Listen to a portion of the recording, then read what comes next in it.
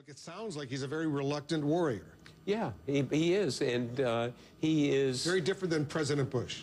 Sure, absolutely. Now, here's the question. He's designed his own strategy in Afghanistan, 30,000 more troops.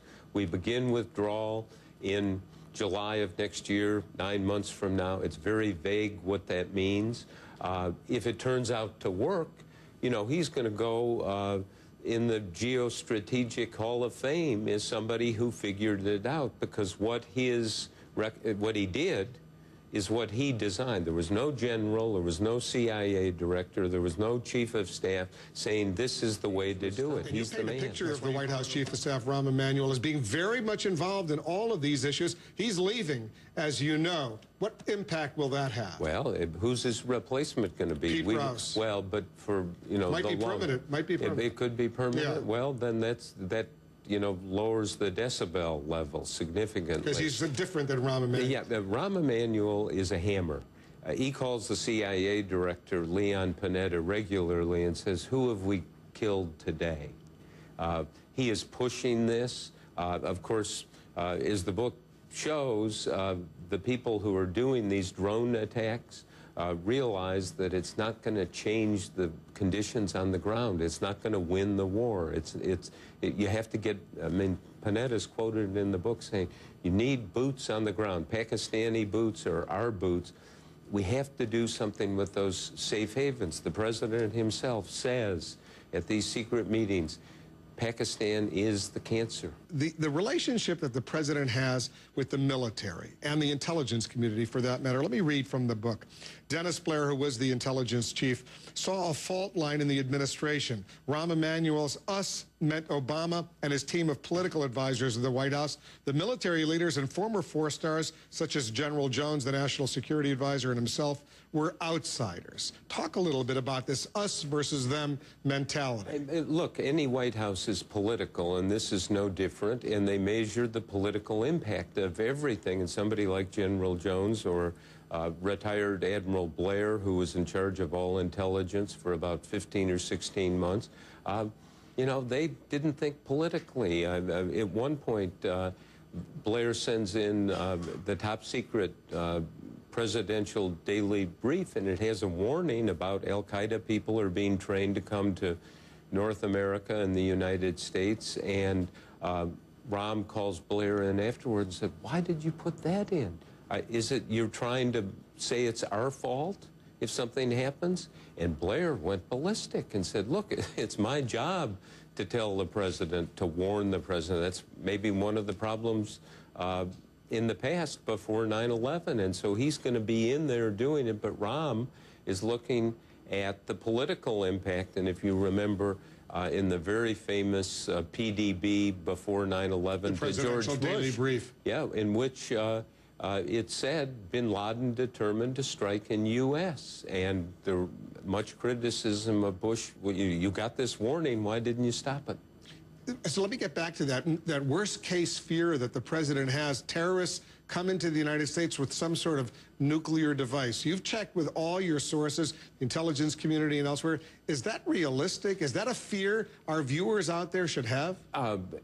It's a long shot, and it would be hard. But look, you know, these people who want to kill and want to wreak havoc in this country know that if they did something like that, you know, it would be a 10 on the Richter scale. And, you know, there's evidence. Some people are working on it. We have massive efforts made to disrupt and stop these things. But look at the Times Square bomber.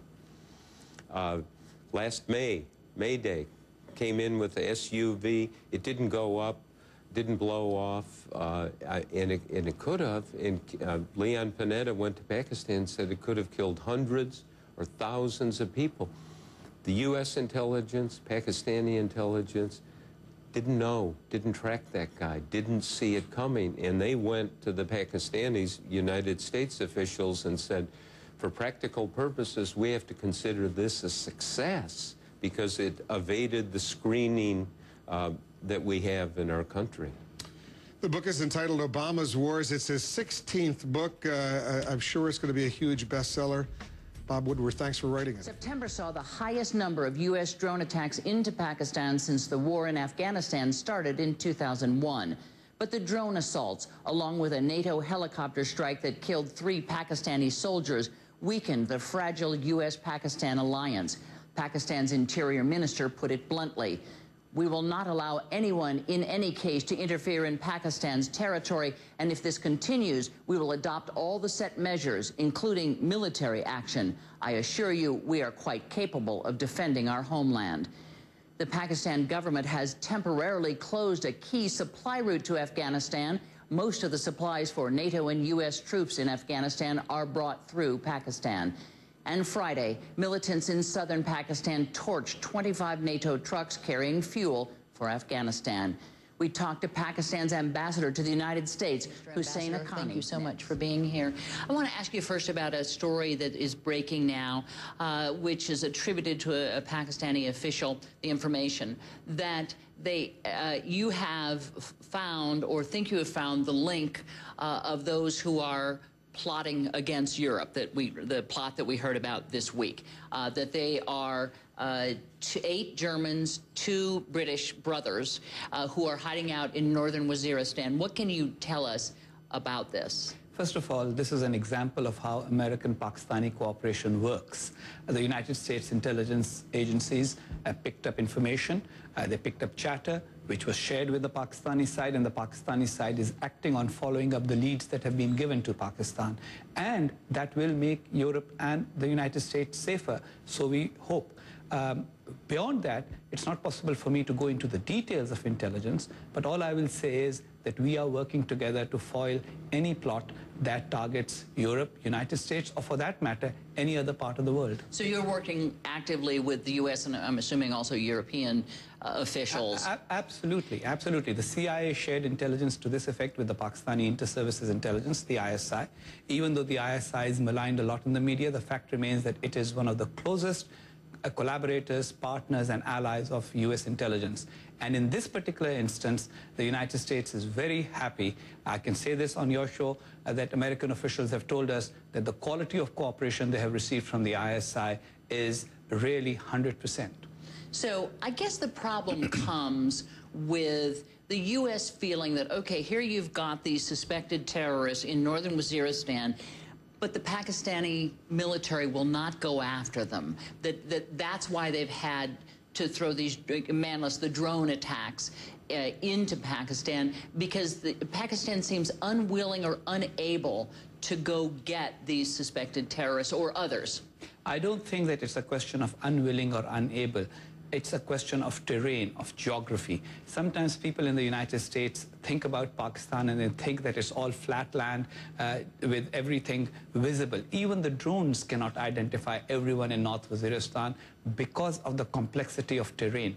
The Pakistani military has fought very effectively in Swat, in South Waziristan. In the last 2.5 years, we have lost more soldiers and more officers than any other country in fighting terrorism.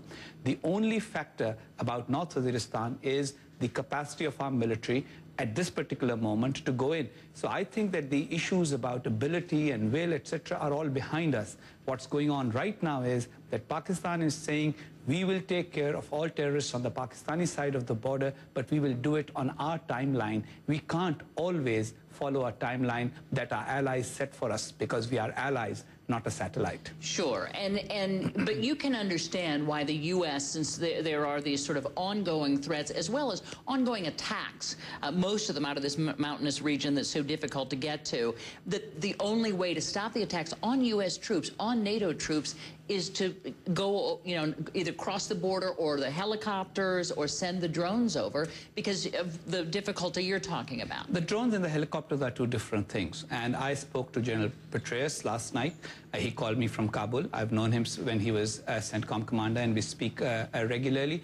He assured me, for example, that they will resolve the issue over the NATO tanker supply line. He understands that Pakistan has not stopped it as a political retaliation, but actually only to make the convoys more secure, because of the circumstances. Look, what we have in Pakistan is a complex political reality. Americans often look at their own politics, and you cover it every week, and you still can't make sense of it for the ordinary viewer, that all politics is local. And the local situation in Pakistan is that the United States is not very popular amongst our public. Secretary Clinton, when she went there twice, she tried to reach out to the Pakistani people. Ambassador Holbrooke always reaches out to the Pakistani people. General Jones and Admiral Mullen have worked very hard to cultivate Pakistani leaders. But the fact remains that an elected democratic government in Pakistan is limited by public opinion to the extent of what it can do. People in Washington sometimes get all excited, and these days, because Pakistan is the story, therefore every John, Joe, and Jane covers it and tries to cover the complexities of the story in a simplistic way. Pakistan is an American ally. America depends on Pakistan. We can't and do not do everything that the Americans think we should do, because sometimes we don't have the capacity, sometimes we don't have the means. We work those things out, and that is exactly what we are doing right now. Minus all the political noise, the fact remains that we are working together. Pakistan will go after all terrorist groups that are in its soil, and we have done it over the last 2.5 years. And the few groups that are remaining, we will target them. We will target them with American help, but it will be technical help. It will not be personnel. Convoys taking supplies to Afghanistan since Pakistan closed a key border crossing just last week. Their blockade of that border crossing, to put it in brief, it appears we're making friends with enemies and enemies out of allies. Is this a new strategic direction in the war? More importantly, what does it mean for our troops on the ground? And what does it mean for our security here at home? Joining us now, Lieutenant Colonel Anthony Shaffer from the Center for Advanced... Is there such a thing as a peace talk with a tribal network that the Taliban... We forced the Pakistanis into going into Waziristan to take care of business for us. I think that was a very bad move, and now it's come back to be this mishmash of interests. The Pakistanis have their own interests, but that interest is not necessarily getting rid of the Taliban. This goes back to our original point. You've got the Haqqani network, which has been functioning as a proxy for the ISI, hitting Indian interests in the interior of Afghanistan. So until the Pakistanis sort through what they want to do, and we work with them to establish some idea of who's on which side, we're going to see chaos. And this is where our being there in the numbers we are in Afghanistan is not really helping the real heart of the issue, which is Pakistan, which is an extension of the Cold War between the Pakistanis and the Indians. So we're 2 levels away from the real source of the issue. So what do you think would happen if the President of the United States came out and said, we're pulling out of Afghanistan, we're going to launch into a series of diplomatic and economic leverage with Pakistan to try to sort out the mess that is? What would happen? Well, to our national security. I don't care about what happens there. What would happen to American national security if we made that decision? Frankly, I think it would be enhanced on 2 levels. First off, expense. We're talking about $800,000 a day per soldier deployed to theater. $800,000 per day? Per day is what I'm being told. That's a lot of money to be spent.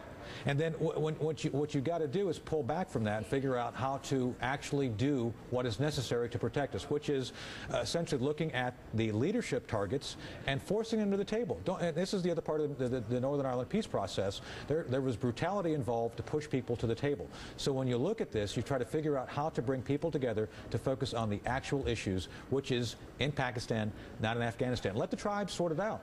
The tribes have been there for, Dylan, they've been there for 10,000 years. That's why the Soviets weren't successful. That's why the British weren't successful.